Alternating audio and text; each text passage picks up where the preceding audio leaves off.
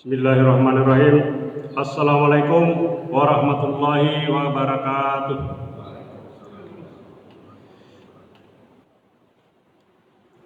Alhamdulillahillazi nahmaduhu wa nasta'inuhu wa nastaghfiruh. Wa na'udzubillahi min shururi anfusina wa min sayyiati a'malina. Man yahdihillahu fala mudhillalah wa may yudlil fala hadiyalah. Asyhadu an la ilaha illallah wahdahu la syarikalah wa asyhadu anna Muhammadan abduhu wa rasuluh. Allahumma shalli wa sallim ala nabiyyina Muhammadin wa ala alihi wa sahbihi wa tabi'in ajmain. Qala Allah ta'ala fi kitabil karim, a'udzu billahi minasyaitonir rajim. Ya ayyuhallazina wattaqullaha haqqa tuqatih wa la tamutunna illa wa antum muslimun. Raditu billahi rabba wa bil islami dina wa bi Muhammadin nabiyya wa rasulah.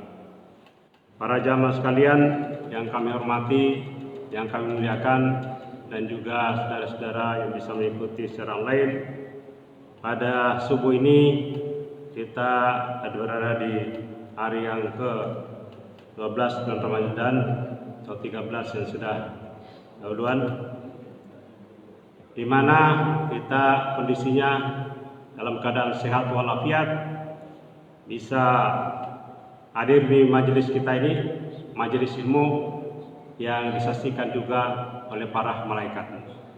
Sesungguhnya apabila manusia itu sadar bahwa di alam sekitarnya ini dihadiri juga oleh para malaikat yang turut berkontribusi mendoakan orang-orang yang berada di majelis ilmu, sehingga Allah pun juga menyebutkan nama-nama kita semuanya yang bisa hadir di dalam majelis ilmu di alam ars sana, sehingga didengarkan oleh para malaikat.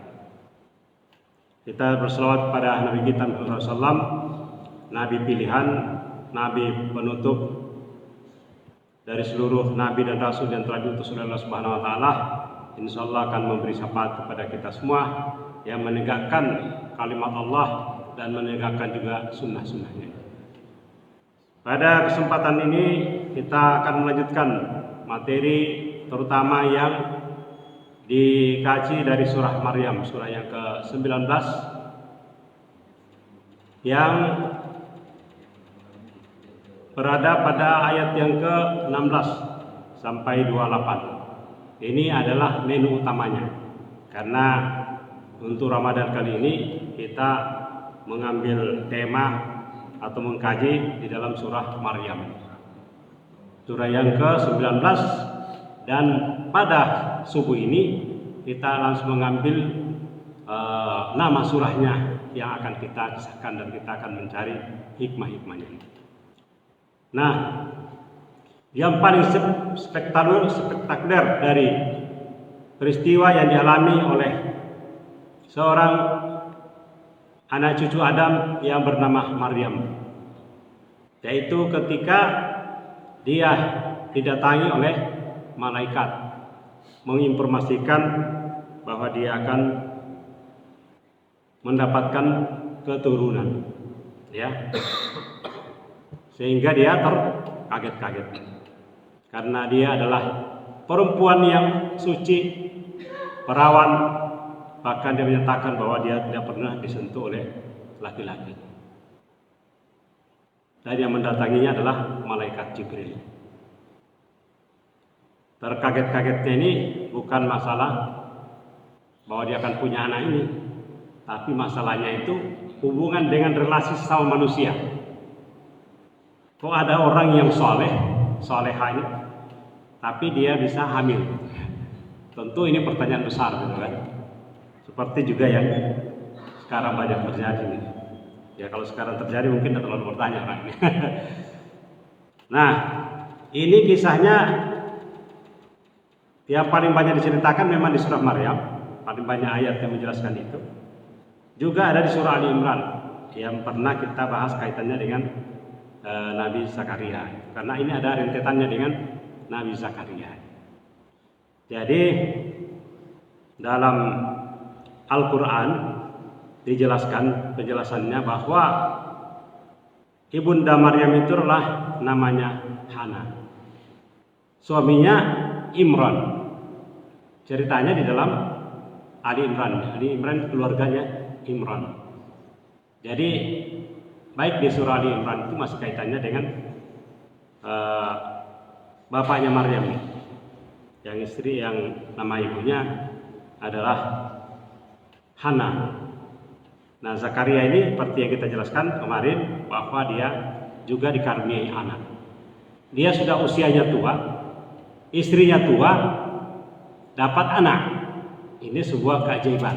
Bahkan divonis mandul. Keajaiban yang lebih dahsyat ini tidak punya suami ini Maryam. Kok bisa hamil? Jadi kata kuncinya di sini adalah yang disebut dengan keajaiban atau ajib. Nah, di dalam surah selain daripada itu ada juga menunjukkan bukti bahwa Maryam ini bukan perempuan biasa. Karena di dalam surah Tahrim ayat yang terakhir itu dia menyebutkan ada dua perempuan yang istimewa ya pada zaman dulu. Karena Nabi Muhammad SAW bersabda sesuai dengan kitab di sini yang dikarang oleh Hamid Ahmad At-Tahir ini, kisah-kisah di dalam Al-Quran ya, Sahihul Kisah Qasasil Quran, disebutkan di sini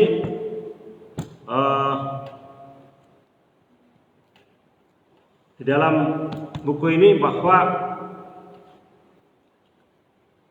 ada 4 perempuan yang memiliki keistimewaan yang disebutkan Nabi kita Muhammad SAW, 2 pada masa lalu, yaitu istrinya Fir'aun Asia, kemudian Maryam. Kemudian pada masa Nabi adalah istrinya Khadijah dan anaknya Fatimah. Dan saya dapat baru di sini, baru saya baca ini, bahwa ketiga orang itu dalam kisah ini juga nanti akan menjadi istri daripada Rasulullah.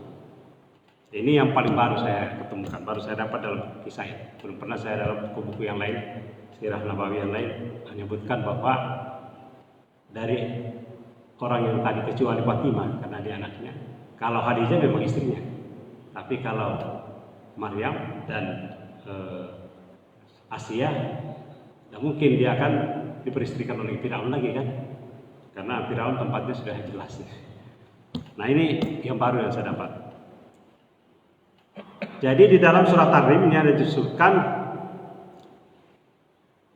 wa Maryam abnah Imran allati ahsanat farjaha. Demikian pula Maryam putri Imran ya, yang memelihara kehormatannya. Ya.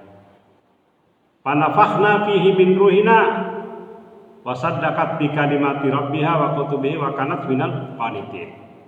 Lalu kami meniupkan ke dalam rahimnya sebagian dari roh ciptaan kami yang membenarkan kalimat-kalimat Tuhannya dan kitab-kitabnya.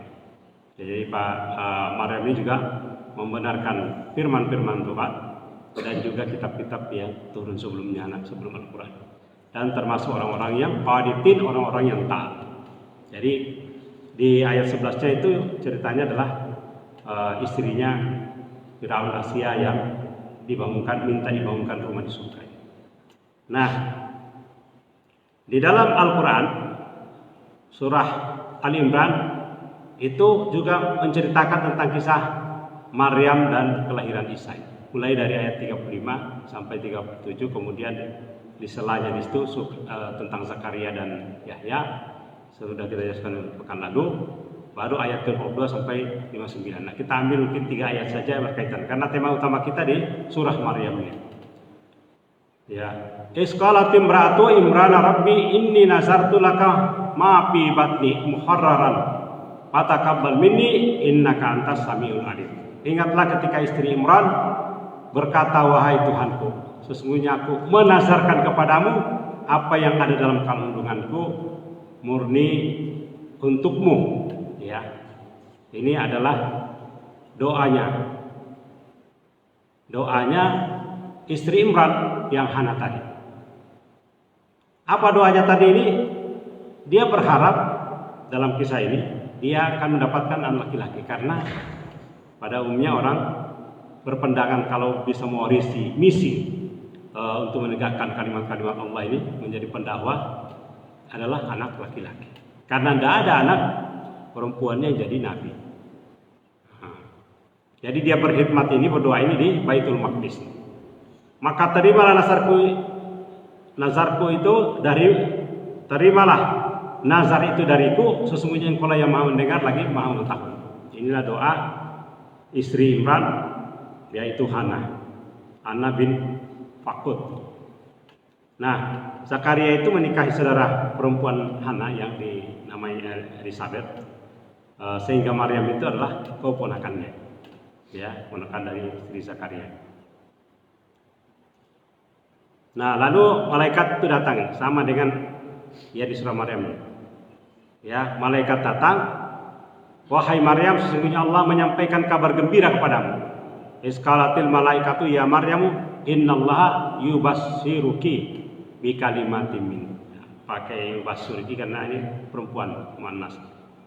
Ya, bi kalimatin minhu, menyampaikan kabar gembira kepadamu tentang kelahiran anak yang diciptakan dengan kalimatnya. Ya, bi kalimatin minhu dari Allah. Dan ini langsung juga diberikan nama, sama dengan Zakaria tadi yang kemarin kita cerita itu. Langsung Allah yang beri ismuhu Yahya ini ismuhul masihu Isa bin Maryam, dan langsung dilekatkan binnya itu bukan kepada laki-laki karena tidak ada suaminya kan. Al-Masih Isa bin Maryam, Isa ibnu Maryam. Wajihan fid dunya wal akhirah wa minal muqarrabin. Dia ini orang-orang terkemuka di dunia. Kalau Bapak Ibu dengar ada kata jihan, berarti orang terkemuka. Ada yang nama-nama jihan ini perempuan ini. Ya, wajihan fid dunya wal akhirah. Ya, dan juga termasuk orang-orang wa minal muqarrabin, orang-orang yang didekatkan, orang yang didekatkan kepada Allah. Nah, di dalam surah Al-Imran juga dijelaskan karena terjadi perdebatan ini kan, sehingga ada kelompok masyarakat Bani Israel yang mendustakan dan menganggap Maryam itu telah berbuat sesuatu yang melanggar agama, sehingga dia sebut bahwa itu perbuatan asusila. Ya, lalu Allah menjawabnya ini, inna masalah Isa indallahi kamasali Adam. Ini masih surah Al-Imran. Sesungguhnya perumpamaan penciptaan Isa bagi Allah adalah seperti penciptaan Adam. Ya. Khalaqahu min turab summa qala lahu kum fayakun. Dia menciptakan dari tanah, kemudian berfirman kepadanya kum fayakun. Jadilah, maka jadilah sesuatu itu. Jadi kata Allah kum fayakun, jadi itu ya. Nabi Adam juga gitu kan, kum fayakun. Nah, ini penggalan 3 ayat yang kita ambil dari surah Ali Imran. Di dalam surah Maryam mulai dari ayat ke-16. Jadi kalau yang saya pernah sampaikan bahwa kita akan berbicara 4 kisah, itu awal dari kisahnya selalu dimulai dengan kata-kata waskur. Ya. Kalau di Zakaria itu Zikru Rahmati, berkaitan dengan cerita juga. Ceritakanlah Muhammad kisah Maryam. Waskur fil kitabi Maryam, ya, izin tabasat min ahliha makanan syarqiyah. Ceritakanlah Nabi Muhammad SAW diperintahkan untuk menceritakan kisah Maryam di dalam kitab Al-Quran, yaitu ketika dia mengasingkan diri dari keluarganya ke tempat di sebelah timur, yaitu di sebelah timur, yaitu di Baitul Maqdis. Ya. Dan Maryam ini ketika dia pergi mengasingkan diri, dia tinggal di sana memasang tabir. Pasang tabir yang melindungi dia dari gangguan orang lain dan juga untuk menjaga kesucian. Nah, itu berarti yang menunjukkan bukti bahwa Maryam tidak pernah bersentuhan dengan laki-laki lain. Tapi Allah mendatangkan disebut dengan sini ruh nih. Ruh itu adalah malaikat Jibril. Ya, farsanna ilaiha ruhana fatamassalaha basaran sawiyah. Mendatangkan ruh kami yang dimaksud adalah Jibril kepadanya, menampakkan diri di hadapannya dalam bentuk manusia yang sempurna. Dan manusia sempurnanya ini adalah laki-laki. Ya, mereka yang sangat gagahnya, sangat tampan. Apa kata-katanya? Qala inni a'udzu birrahmani minka in kunta taqiyya. Sesungguhnya aku berlindung kepada Tuhan yang Maha Pengasih darimu untuk berbuat jahat kepadaku. Ini kata Maryam ini kepada malaikat yang datang tadi. Yang mungkin masa itu dia tidak tahu kalau ini adalah malaikat. Jika kamu termasuk orang yang bertakwa, ya, jadi dipertanyakan ini orang yang datang ini orang bertakwa atau bukan? Nah, berkatalah Jibril, "Ala innama ana rasulu rabbiki." Ini perempuan ya soalnya ya. Dia bercakap kepada perempuan yaitu Maryam. "Ala innama ana rasulu rabbiki." Ya. Li'ahabalaki gulaman zakiya. Sesungguhnya aku hanyalah utusan Tuhanmu untuk memberikan anugerah seorang laki-laki yang suci kepadamu. Sudah dijamin Allah ini adalah laki-laki yang suci. Lalu Maryam berkata ini, keluarlah kata-kata tadi. Qalat, ya, anni yakunu li gulamun walam yansasni basar walam aku bagiya. Bagaimana mungkin aku mempunyai anak laki-laki padahal aku tidak ada seorang laki-laki pun yang menyentuhku. Nah, ditanyakan kepada dia. Dan aku bukan seorang yang memaafkan kata-katanya karena memang tulisannya ada yang disebut pezina atau pelacur. Aku ini bukan pelacur. Tapi zaman itu sudah ada ya proses itu. Nauzubillah min zalik. Lalu dijawabnya malaikat itu. Qala kazalik qala rabbuki wa alayya hayyin walinajalahu ayatan linnas wa rahmatan minna. Wa kana amran maqdiya. Jibril menjawab, demikianlah Tuhanmu berfirman, hal itu sangat mudah bagiku. Ya. Dan agar kami menjadikannya sebagai tanda. Nah, ini ayat ini tanda ini. Tanda kebesaranku bagi manusia. Ya, ayatan linnasi wa rahmatan minna, jadi rahmat dari kami. Ini kata Allah. Ini jadi kelahiran anak bagi Maryam itu adalah rahmat bagi dia. Walaupun nanti dalam kacamata manusia ini seolah-olah bencana ini. Maka amram makdia, hal itu adalah satu urusan yang sudah diputuskan, tidak ada kesempatan pembantah lagi, tidak menerimanya. Nah, lalu dia mengandunglah Maryam sampai dia menghasilkan diri ke tempat yang jauh. Nah, ketika itu rasa sakitnya akan melahirkan, memaksanya bersandar pada pohon kurma. Semuanya diceritakan oleh Al-Quran, saya tidak semua bacakan. Ya, pajalah mahadu ila jiz'in nakhlah, melahirkan rasa sakit akan melahirkan maksudnya dia bersandar di pohon kurma. Nah, ini bahasa Al-Quran, jadi bukan bersandar di pohon kayu yang lain yang tidak ada buahnya. Kalau gambar-gambarnya Maryam di Eropa itu kan berbeda dengan berada di sekitar pohon cemara gitu ya. Ini Al-Quran mengatakan bersandar di pangkal pohon kurma. Dan apa kata-katanya Maryam ini? Saking beratnya cobaan yang dihadapi. Seandainya aku mati sebelum ini dan menjadi seorang yang tidak diperhatikan, ya ingin dilupakan selama-lamanya. Karena itu tadi beban sosial yang diemban oleh Maryam ini terlalu berat, nanti melahirkan anak terus diketahui orang. Nah, di mana ini, siapa bapaknya? Pasti orang tanya ini. Ya, siapa bapaknya? Atau pernah melakukan perbuatan asusila gitu ya. Tapi kan tidak pernah. Dia tidak pernah sentuh. Itulah bebannya, maka dia berharap sih. Ya kalat sih, ya laitani mitu qabla haza wa kuntu nasyam mansiya. Seandainya nih sebelumnya aku mati saja ini ya, menjadi orang yang tidak diperhatikan dan dilupakan. Dalam tafsirnya menyatakan malah dilupakan bukan sementara, selama-lamanya gitu ya. Tapi Jibril berseru kepadanya di tempat yang rendah. Janganlah kamu bersedih, mana ada min tahtiha Allah tahsani kada ja'ala rabbuki tahtaki saria. Jadi malaikat Jibril selalu mendampinginya. Ya, jangan berprasangka buruk ini. Malaikat Jibril kalau selalu dekat-dekat perempuan. Malaikat Jibril tidak punya nafsu ini. Ya, mau lihat laki-laki tidak ada masalah, dengan perempuan juga tidak ada masalah gitu ya. Apalagi tugasnya dari Allah ini. Apa dihibur oleh malaikat Jibril ini? Jangan kamu bersedih. Ya, Tuhanmu telah menjadikan anak sungai di bawahmu. Nah, ini saya baca di dalam kitab ini setelah dia melahirkan, kata-kata ini dia menyebutnya itu sudah Isa alaihissalam berucap. Saya baca-baca ini ucapan-ucapan yang berikutnya itu dari dari anaknya yang sudah ini.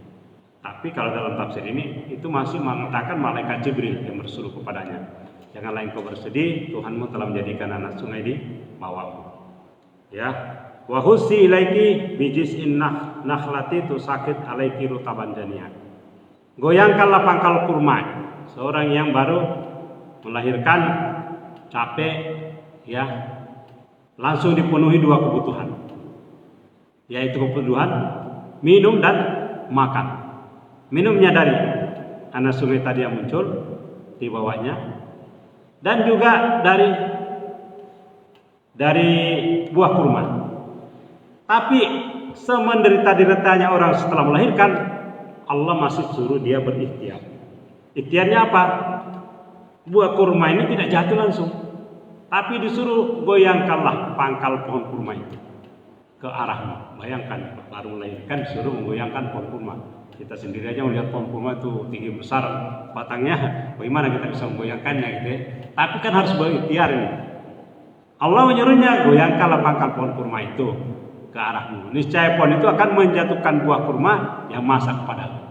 Jadi ini pentingnya tetap kita berusaha walaupun dalam keadaan situasi yang berat.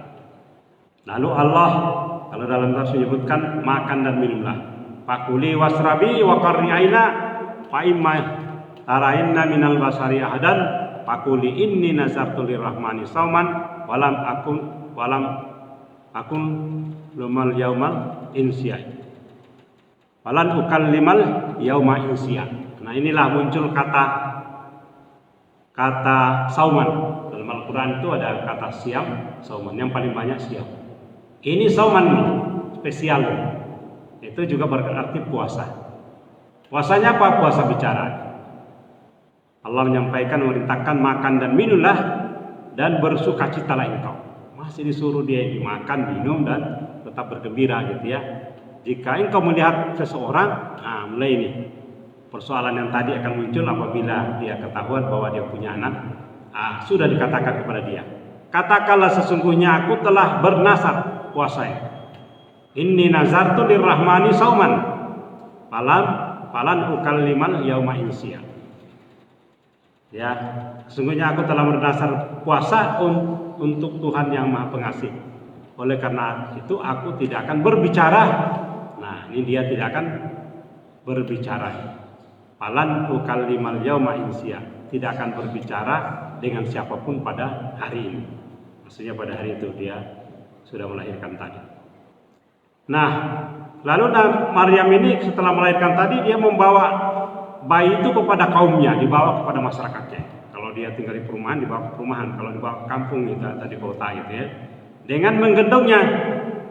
Lalu mulailah datang isu yang tidak sedap. Mereka berkata kepada kaumnya, berkata, wahai Maryam, ya, qalu ya Maryamu laqad jiti syai'an fariya. Wahai Maryam, sungguh engkau benar-benar telah membawa sesuatu yang sangat mungkar. Bayangkan Pak, kalau ada perempuan pergi jauh, kita tidak tahu pernah nikah di mana, tiba-tiba datang membawa seorang anak, dan tidak ada laki-laki yang dibawa. Karena ada dulu di kampung-kampung juga ya, anaknya pergi sekolah di Jawa gitu ya, pulang-pulang bawa anak gitu ya, tapi ada laki-lakinya gitu ya. Nah, ibunya, bapaknya udah tahu itu, ternyata sudah menikah di sana gitu ya. Itu ada juga yang pergi sekolah. Bahkan yang tugas belajar juga ada juga ya, pergi sekolah tapi tidak hanya bawa ijazah, tapi juga membawa anak gitu dan menantu gitu ya. Ada lagi yang nggak bawa ijazah, pulang-pulang sudah bawa anak dan menantu gitu ya. Nah, ini repot nih kalau ini. Dan dia bawa bayi itu, dia menggendongnya dan berkata kaumnya tadi kepada Maryam bahwa Anda telah membawa sesuatu yang sangat mungkar. Lalu dijawab, ada lagi kata-kata ini, kata mereka satu lagi ini katanya. Saya nanti lanjutkan lagi pada pekan depan ini karena masih panjang ceritanya ini, karena sampai 40 ayat. Kita sampai 28 aja ini. Jadi masih ada kata-kata yang dikemukakan oleh kaumnya ini, Bani Israel. Ya ukhta Harun, ma kana abuki imra'ah sau'in wa ma kanat ummuki baghiya. Wahai saudara perempuan Harun, Maryam ini, ya saudara perempuan Harun. Jadi Harun di sini bukan yang saudaranya Nabi Musa, karena ada yang mempertanyakan di YouTube itu, masa ya Maryam itu segenerasi lagi dengan ini nama lain lagi Harun. Ya, maksudnya orang lain. Karena Bani Israel sama dengan kita, kadang-kadang seringkali mengambil nama-nama orang orang terdahulu jadikan nama untuk anak cucunya. Seperti kita juga itu, bahkan mengambil nama-nama nabi. Apa yang dikatakan mereka ini? Ya, makana abuki imra'ah sau'in wa ma kanat ummuki baghiya. Ayahmu bukan seorang yang berperangai buruk. Ya. Yaitu Imran tadi. Dan ibumu bukan seorang perempuan yang pezina, yaitu Hana. Ini sampai dicap seperti itu. Artinya mereka sudah menganggap bahwa mereka itu telah berbuat ini. Nah, ceritanya sampai di sini. Nanti ada lagi pengakuan ternyata yang menjawab tuduhan itu karena tadi berpuasa bicara, yang menjawab nanti ternyata anaknya sendiri. Ya, ini ceritanya di surah yang ayat yang ke-30-nya. Qala inni Abdullah ataniyal kitaba wa jalani nabiyya. Nabi Isa berkata setelah dituduh ibunya seperti itu, ya sesungguhnya aku ini adalah hamba Allah, Abdullah. Ataniyal kitaba wa jalani nabiyya. Dia memberiku kitab Injil dan menjadikan aku seorang nabi. Nah, jadi hikmah yang kita peroleh dari sini kembali kepada formula awal tadi tentang penciptaan manusia. Jadi penciptaan manusia itu berarti ada 4 pola. Yang pertama, Adam alaihissalam tidak ada unsur laki-lakinya dan tidak ada unsur perempuan. Kalau istrinya Hawa ada unsur laki-lakinya karena Hawa diciptakan dari tulang rusuk Nabi Adam. Ada unsur laki-laki, tidak ada perempuannya. Kalau Nabi Isa alaihissalam ini sebaliknya, ada perempuannya, tidak ada laki-lakinya. Nah, yang keempat ini pola umum. Nah, hikmahnya apa ini? Untuk kita ketahui bahwa supaya jangan orang berkata bahwa seorang lahir dari laki-laki dan perempuan itu adalah hukum alam. Semuanya itu adalah hukum Allah. Untuk Allah menunjukkan ada keajaiban-keajaiban supaya orang tidak berpikir bahwa itu selalu mengikuti pola itu. Karena ada beberapa orang yang tidak mengikuti pola itu. Kemudian namanya perintah dari Allah, seberat-beratnya Maryam harus menghadapi situasi seperti ini. Tapi dia tetap bersabar. Kemudian dia tetap membawa bayi itu kepada kaumnya. Kalau orang lain kan ada yang membunuh bayinya kalau dianggap terlahir dari hubungan terlarang. Akhirnya anaknya dibuang. Ya, ada yang buang tempat sampah, ada yang dibuang ke jalan gitu ya, atau disimpan di jalan supaya ada orang yang mengambil, atau mungkin di lahir rumah sakit sudah itu ditinggalkan. Tapi Maryam ini mendapatkan pesan tadi jelas itu malaikat Jibril, dia tetap membawa kepada kaumnya karena sudah ada juga pernyataan bahwa anak ini adalah anak yang suci dan dia sendiri mengaku sebagai hamba Allah, utusan Allah, dan akan mendatangkan kitab padanya. Nanti kita teruskan lagi hikmah-hikmah berikutnya. Yang pasti ini cerita dalam Al-Quran, semuanya ada hikmahnya. Nanti akan kita pelajari lebih lanjut apa-apa saja hikmah yang kita bisa dapatkan dari peristiwa yang sangat luar biasa ini. Dan nanti di akhirat Nabi Isa alaihissalam ini senantiasa jadi perdebatan sampai sekarang. Dan nanti pada ujung dari kehidupan hari menjelang hari kiamat, Nabi Isa alaihissalam akan turun dari langit untuk menyampaikan kebenaran kepada umat manusia. Salah satu diantaranya pengakuan yang tadi, kata-kata Innallaha rabbi wa rabbukum fa'buduh. Sesungguhnya Allah itu adalah Tuhanku dan Tuhan kalian umat manusia, maka sembahlah Dia, hadza siratal mustaqim. Ini diucapkan selain surah Al-Imran, surah Maryam, dan juga ada lagi surah yang lain, ya, di surah Asy-Syura. Demikian yang kita bisa sampaikan. Semoga kehadiran kita ini membawa hikmah dan mendapatkan pahala keberkahan dari Allah Subhanahu wa taala. para jamaah sekalian, semoga dikuatkan untuk menjalani ibadah puasa, diterima yang sudah lalu, dan insyaallah kita akan menyelesaikan sampai akhir puasa di bulan Ramadan. Kurang lebihnya mohon dimakan. Mari kita tutup dengan doa kafaratul majelis.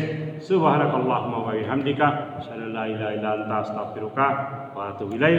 Assalamualaikum warahmatullahi wabarakatuh.